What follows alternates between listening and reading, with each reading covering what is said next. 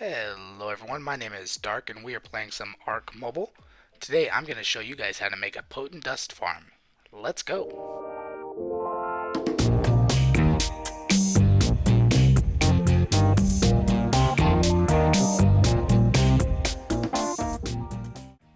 Alright guys, so to start off, let's go ahead and go over what we're going to need for this potent dust farm. The first thing you need is lots and lots and lots of fertilizer. I very highly suggest dung beetles. I will do videos on, or a video on dung beetles soon. The other things you need are these seeds. You can use snake plant seeds, or if you go to the shop, go to decor, go to garden. So there's popiverse seeds. You get 4 for 5 amber. There are the aconitum seeds, the leucanthemum seeds, hermaculus seeds, and the snake plant seeds. The snake plants are 2 for 10 amber. The other ones are all 4 for 5 amber. They all essentially do the same thing. The snake plant seeds are more because they can use for griffin kibble, but that's not going to be the focus of this. They're not important if you just want potent dust. If you just want potent dust, go for the other ones. If you think you might want griffin kibble and you don't have a kibble processor, go for snake plant if you want. But regardless, you're going to need some of those seeds, and then you'll just need fertilizer. Now, when you plant these seeds, most of the time, they pretty quickly give you another seed back as part of the one of the initial things that they grow, and then over time they produce potent dust and rare flowers. They don't produce very many. It takes a while. It is very important to also have the greenhouse effect, and then the garden gnomes will help as well, but we can get into that a little bit later. So as you can see, I've put a seed into a small crop plot. Make sure you use small ones, don't bother with a medium or large. And then you put the fertilizer in, and then it just immediately pops up. You've got your plant there, and then give it enough time and it'll start producing. And now normally with other plants you would have to wait for it to actually grow in. With these it's immediate, it just instantly grows. So as you can see, I will put another seed into this one. We'll put a snake plant in there, and then we will transfer all, and it'll automatically put the fertilizers in there.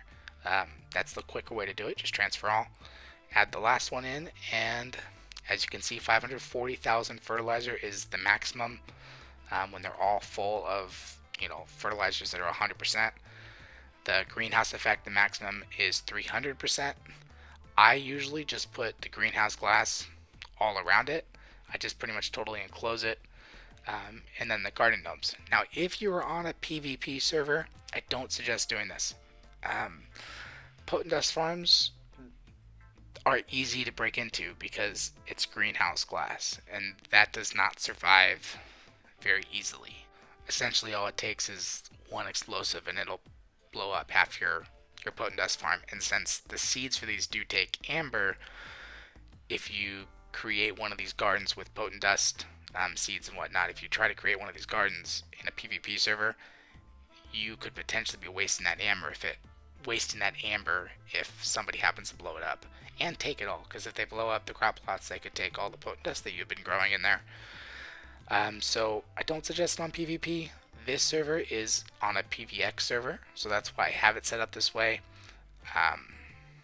But I don't suggest doing it on PvP. Unless you're the alpha tribe, of course, because when you're the alpha tribe, who cares? Because you control the server. But do remember, nothing lasts forever, so eventually somebody will blow in. But anyways, I digress. So let's continue on. As you can see, I've also got some other berries in here, but do you see this one here has no greenhouse effect? Now, the greenhouse glass, I don't know if this specific, I think there's 2 here actually, 2 crop plots that I don't have the greenhouse effect on. They're in the same enclosed areas as all the rest, but for some reason they don't get the bonus from it. I don't know if it's just the placement. I don't know if the pipe is positioned in a way that it's blocking it somehow, or if it's just glitching or bugging out. I really have no idea. But I have so many of these that I just don't bother trying to correct that. But essentially, if you enclose everything with the greenhouse glass, you can get that 300% max effect from it. I use pipes because I have it enclosed. If you try it without a ceiling, you can try that. See if you can get that greenhouse effect at 300 without putting ceilings on.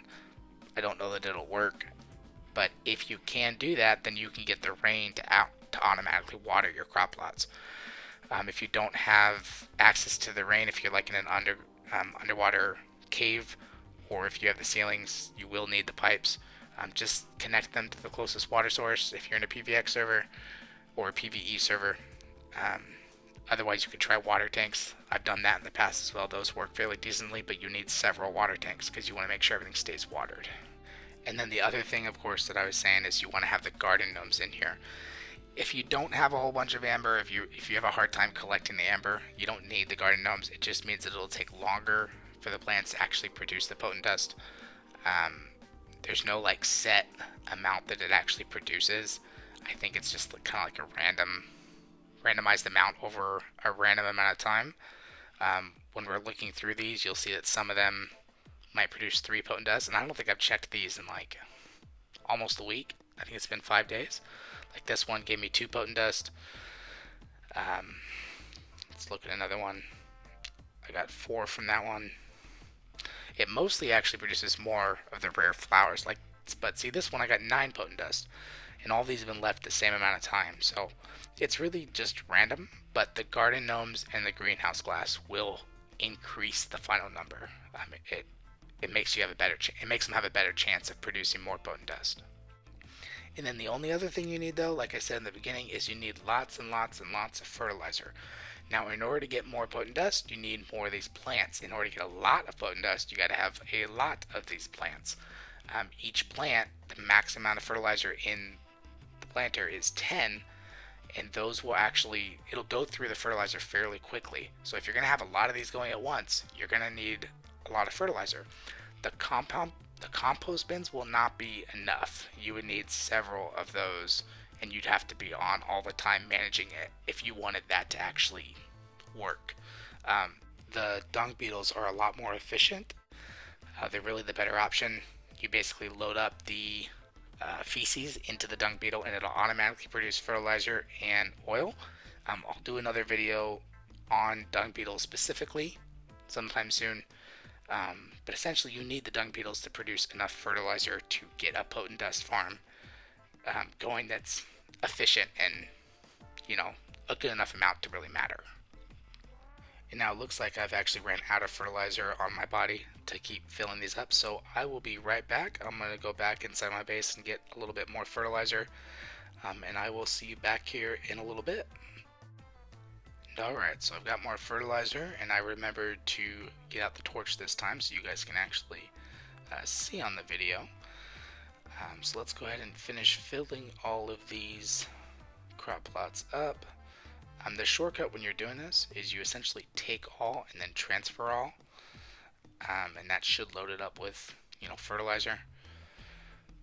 There's some more. That one looks like it actually just ran out of fertilizer and didn't even produce anything. And that's actually the nice thing about these plants. Since they cost amber, I think the devs made sure that they wouldn't just delete if they ran out of fertilizer. And as you can see, we got 1 seed out of that one, so that's nice. Nothing from that one. Nothing from that one. But yeah, like I was saying, these don't, if they run out of fertilizer, whether they have potent dust or rare flowers left in them, or whether there's nothing left in there, it won't just delete the plant. The plant will still be there as long as you refill it back up with fertilizer. If you try to put something else in there, I think it might override it.